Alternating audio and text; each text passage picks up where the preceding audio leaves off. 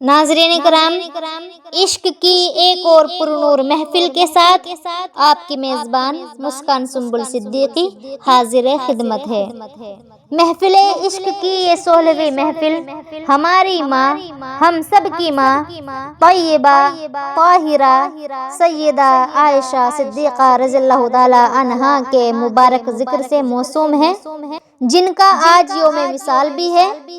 ناظرین کرام، جب رسول اللہ صلی اللہ علیہ وآلہ وسلم مکہ مکرمہ سے ہجرت فرما کر مدینہ منورہ تشریف لائے تو اہل مدینہ خوشیاں منا رہے تھے، سب خوش تھے، مگر ایک حاسد ایسا بھی تھا جو انگاروں پر لوٹ رہا تھا، اور وہ تھا رئیس المنافقین عبداللہ بن ابی۔ مورخین یہ بھی لکھتے ہیں کہ مدینہ منورہ میں اس کی تخت نشینی کے تمام انتظامات مکمل ہو چکے تھے، مگر رسول اللہ صلی اللہ علیہ وآلہ وسلم آقا دو جہاں کی مدینہ منورہ آمد سے اس کی تمام امیدوں پر اب پانی پھر گیا، اور پھر جیسا کہ حاسد کی ہمیشہ فطرت ہوتی ہے کہ جب وہ کسی کی قابلیت یا اہلیت کا مقابلہ نہیں کر پاتا تو پھر ذاتیات پر اتر آتا ہے۔ چنانچہ اس نے بھی سید العالمین کی ناموس پر معاذ اللہ حملہ آور ہونے کا ایک ناپاک منصوبہ تیار کیا اور ایک پلان بنانا شروع کیا۔ اب اس کی تکمیل کے لیے وہ کسی مناسب وقت کا انتظام کرنے لگا۔ 6 ہجری میں غزوہ بنی مستلق سے جب رسول اللہ صلی اللہ علیہ وآلہ وسلم واپس مدینہ آ رہے تھے تو راستے میں ایک مقام پر پڑاؤ کیا۔ اس غزوے میں ام المومنین سیدہ عائشہ اما عائشہ بھی آپ کے ہمراہ موجود تھی۔ انہوں نے چلتے وقت اپنی بڑی بہن سیدہ اسماء رضی اللہ تعالی عنہا سے ایک ہار پہننے کے لیے لیا تھا، اور روایات میں ہے کہ وہ ہار کہیں گم ہو گیا۔ آپ وہ ہار ڈھونڈتے ڈھونڈتے بہت دور نکل گئی، لیکن ہار آپ کو نہیں ملا، اور بعض روایات میں یہ بھی ہے کہ ہار وہاں ٹوٹ گیا تھا اور اس کے جو موتی تھے، جو دانے تھے، آپ انہیں اکٹھا کرنے میں لگ گئی اور آپ کو اس میں دیر ہو گئی۔ یہ مختلف روایات میں آیا ہے۔ تو واپسی میں جب آپ اسی مقام پر آئی تو یہ دیکھ کر آپ کے پیروں تلے سے زمین نکل گئی کہ پورا کا پورا قافلہ وہاں سے روانہ ہو چکا تھا، اور آپ چونکہ ہار ڈھونڈ رہی تھی یا ہار کے موتی اکٹھے کرنے میں لگی تھی تو آپ کو دیر ہو گئی۔ اب تنہائی ہے، اندھیری رات ہے اور آپ سخت گھبرا رہی ہے۔ آپ یہ سوچ کر وہیں رک گئی کہ قافلے والے جب اگلی منزل پر اگلے پڑاؤ پر پہنچیں گے، مجھے ڈھونڈیں گے، مجھے نہیں پائیں گے تو میری تلاش میں ضرور واپس آئیں گے کہ وہاں پر جو ہو سکتا ہے رہ گئی ہو اما عائشہ۔ اب ایک صحابی صفوان بن معطل ہمیشہ لشکر کے پیچھے چلا کرتے تھے، اور کس خیال سے؟ اس خیال سے چلا کرتے تھے کہ لشکر کا کوئی سامان گر گیا ہو یا کچھ کھو گیا ہو تو اسے بحفاظت وہ اٹھاتے چلے جائے۔ اب وہ اس مقام پر پہنچے اور اما عائشہ کو دیکھا تو اپنے اونٹ کو بہت احترام کے ساتھ ان کے قریب جا کر بٹھا دیا، جس پر آپ بغیر کوئی گفتگو کیے بغیر کوئی بات کیے بغیر اس اونٹ پر سوار ہو گئی۔ آپ کو تھا کہ اللہ کی مدد آئی ہے، اور حضرت صفوان اونٹ کی مہار پکڑ کر پیدل چلتے ہوئے بہت خیریت کے ساتھ اگلی منزل پر حضور کے پاس پہنچ گئے۔ اما عائشہ کو وہاں بحفاظت پہنچا دیا، لیکن ناظرین کرام، منافق تیار بیٹھے تھے۔ منافقوں کا سردار عبداللہ بن ابی، جو ایسے ہی کسی موقع کی تلاش میں تھا، اس نے اس واقعے کو سیدہ عائشہ پر تہمت لگانے کا ذریعہ بنا لیا اور اتنا شور و غل مچایا کہ مدینہ منورہ کی فضا آلودہ ہو گئی۔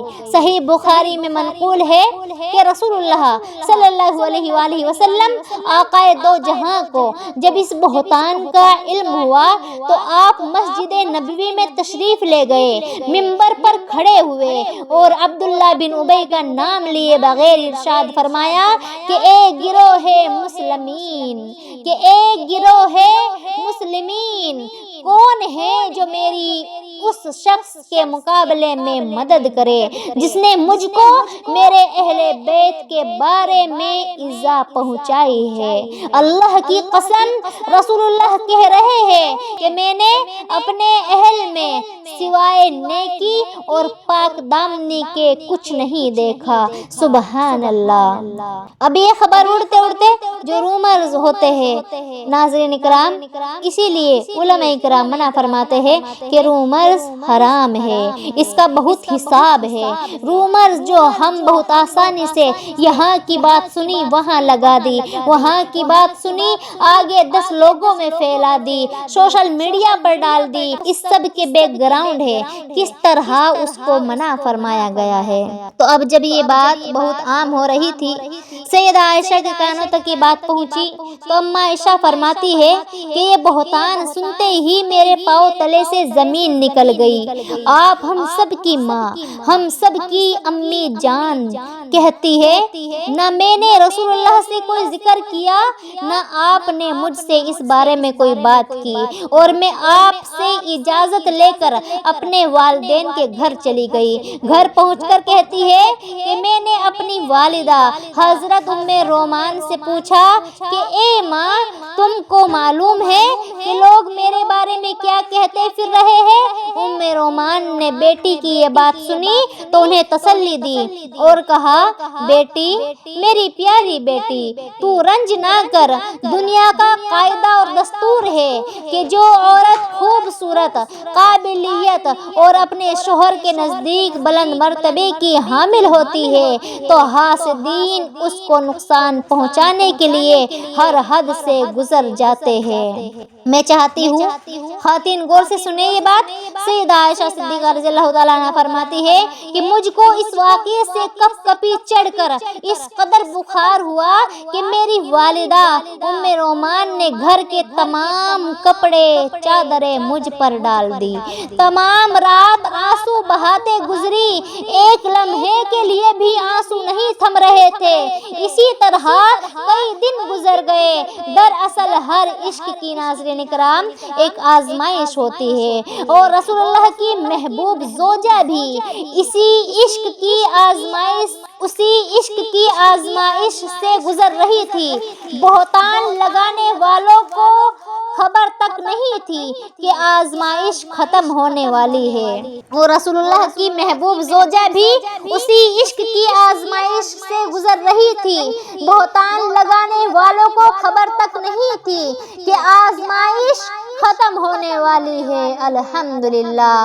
اور ایک بہت بڑا مقام اور مرتبہ ام المؤمنین کا منتظر ہے۔ اللہ اکبر، اللہ اکبر۔ ناظرین کرام، یہ وقت خاندان صدیقی کے لیے آزمائش کی گھڑیاں تھی۔ گھر کا ذرہ ذرہ محبوب، گھر کا ذرہ ذرہ اداس تھا۔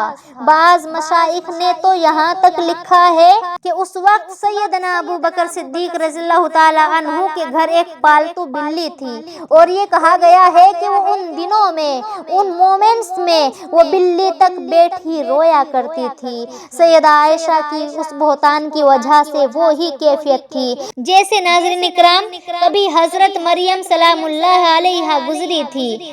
اماں عائشہ فرماتی ہے کہ انہی دنوں میں نے خواب دیکھا جس میں ایک شخص نے مجھ سے پوچھا کہ کیا بات ہے، کیوں اداس ہے؟ میں نے کہا کہ لوگ جو کچھ کہہ رہے ہیں میں اس کی وجہ سے بہت غمگین ہوں۔ اس شخص نے کہا کہ ان کلمات کے ساتھ دعا کرو، اللہ تعالیٰ تمہاری پریشانی دور کر دے گا۔ وہ جو دعا بتائی گئی تھی اس کا ترجمہ میں آپ کے سامنے پیش کروں گی۔ وہ دعا کچھ یوں تھی کہ اے نعمتوں کی تکمیل کرنے والے، اور اے غموں کو ہٹانے والے، پریشانیوں کو دور کرنے والے، مصیبتوں کے اندھیروں سے نکالنے والے، فیصلوں میں سب سے زیادہ والے اور ظالم سے بدلہ لینے والے، اے اول اے آخر میری اس پریشانی کو دور فرما دے، میرے لیے نجات کی کوئی راہ پیدا فرما دے۔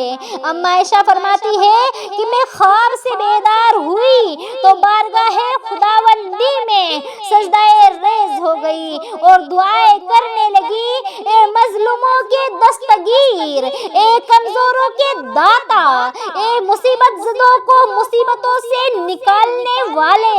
یوسف علیہ السلام پر الزام لگا تو تو نے برات کا اعلان کیا، بی بی مریم پر الزام لگا تو تو نے ان کی بے گناہی کو بھی ظاہر کیا، اور آج تیرے حبیب کی زوجہ پر ان ظالموں نے بہتان باندھا ہے، ان ظالموں نے بہتان دھرا ہے، وہ غم سے بوجھل ہے، اشک بار ہے مالک، اس کی بھی برات کا اعلان فرما اور ظالموں کو ان کے بھیانک انجام تک پہنچا۔ دعا کی کہ اے رحمان و رحیم اپنے حبیب کے ناموں کی لاج رکھ لے۔ ناظرین کرام، وہ عرش الہی جو ایک عام انسان کی آہوزاری پر لرز اٹھتا ہے، چاہے وہ کوئی گواہ ہو اور وہ اللہ کے آگے کچھ مانگے تو اللہ تعالیٰ خلیفہ کو بھیج دیتے ہیں، تو یہ تو آپ کی پیاری زوجہ ہے۔ اپنے رسول کی محبوب زوجہ کی فریاد پر کیوں نہ لرزتا؟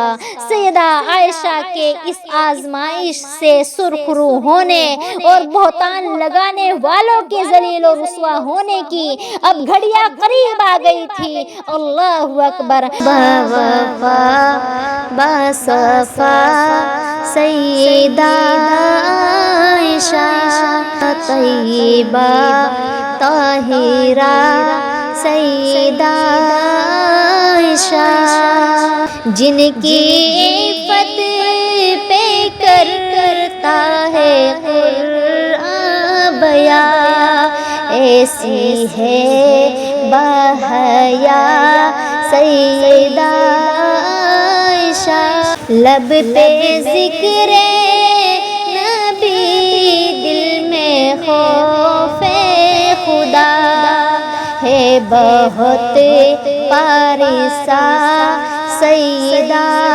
عائشہ، بوفا بصفا سیدہ عائشہ، بوفا بصفا سیدہ۔ اما عائشہ فرماتی ہے ناظرین کرام کہ مسلسل روتے روتے اسی کیفیت میں اسی طرح ایک دن گزر گیا، دوسرا دن گزر گیا، تیسرا دن گزر گیا، نہ نیند آئے نہ کھانا کھایا جائے، والد ابو بکر پریشان، والدہ ام رومان پریشان۔ آخر کار ایک روز ناظرین کرام رسول اللہ صلی اللہ علیہ وآلہ وسلم، آقائے دو جہاں محمد مصطفیٰ صلی اللہ علیہ وآلہ وسلم کہتی ہے کہ میرے گھر تشریف لے آئے اور سلام کر کے میرے قریب بیٹھ گئے۔ اما عائشہ فرماتی ہے کہ رسول اللہ ابھی اپنی جگہ سے اٹھے بھی نہیں تھے کہ دفعتاً وحی کے آثار نمودار ہوئے، اور باوجود شدید سردی کے آپ کی پیشانی مبارک سے موتیوں کی طرح پسینے کے قطرات ٹپکنے لگے۔ وحی کا نزول ہوا، وحی کا نزول ختم بھی ہوا تو رسالت مآب صلی اللہ علیہ وآلہ وسلم کے چہرہ انور پر مسرت اور بشاشت کے آثار نمودار ہو گئے، اور آپ تبسم فرماتے ہوئے دستے مبارک سے جبین منور کے پسینے کو صاف کرتے ہوئے سیدہ عائشہ صدیقہ کی طرف متوجہ ہوئے، اور پہلی بات جو آپ نے پہلا کلمہ جو آپ کی زبان مبارک سے نکلا وہ یہ تھا کہ عائشہ تجھے خوشخبری ہو، بے شک اللہ تعالیٰ نے تیری برات نازل فرمائی ہے۔ یہ فرمانے کے بعد آپ صلی اللہ علیہ وآلہ وسلم نے سورہ نور کی آیات تلاوت کرنا شروع کر دی۔ ایک نہیں، دو نہیں، تین نہیں، پوری 18 آیات، پوری کی پوری 18 آیات اللہ تعالیٰ نے ام المؤمنین ہم سب کی ماں اماں عائشہ کی برات میں نازل فرمائی۔ 18 آیات یک کے بعد دیگرے۔ دامن وقت میں اتنی گنجائش نہیں، کاش ہوتی تو پوری سورہ نور کا ترجمہ آپ کے سامنے اس وقت اس کیفیت میں پیش کرتی اور مجھے بہت اچھا لگتا، لیکن میں کچھ آیات کا ترجمہ آپ کے سامنے رکھوں گی۔ ناظرین کرام، سورہ نور کی آیت نمبر 16 میں اللہ تعالیٰ نے فرمایا کہ اے لوگو، جب تم نے یہ بہتان سنا تھا تو تم نے اسی وقت یہ کیوں نہ کہہ دیا کہ ہمارے لیے یہ جائز ہی نہیں کہ ہم اسے زبان پر لے آئے، بلکہ تم یہ کہتے کہ اے اللہ تو پاک ہے اس بات سے کہ ایسی عورت کو اپنے حبیب مکرم صلی اللہ علیہ وآلہ وسلم کی محبوب زوجہ بنا دے۔ یہ بہت بڑا بہتان ہے۔ پھر سورہ نور کی ایک اور آیت نمبر 11، اس میں اللہ تعالیٰ نے فرمایا بے شک جن لوگوں نے عائشہ صدیقہ طیبہ طاہرہ رضی اللہ تعالیٰ عنہا پر بہتان لگایا تھا وہ بھی تم ہی میں سے ایک جماعت تھی۔ تم اس بہتان کے واقعے کو اپنے حق میں برا مت سمجھو، بلکہ وہ تمہارے حق میں بہتر ہو گیا ہے۔ ان میں سے ہر ایک کے لیے اتنا ہی گناہ ہے جتنا اس نے کمایا، اور ان میں سے جس نے اس بہتان میں سب سے زیادہ حصہ لیا اس کے لیے زبردست عذاب ہے۔ اللہ اکبر۔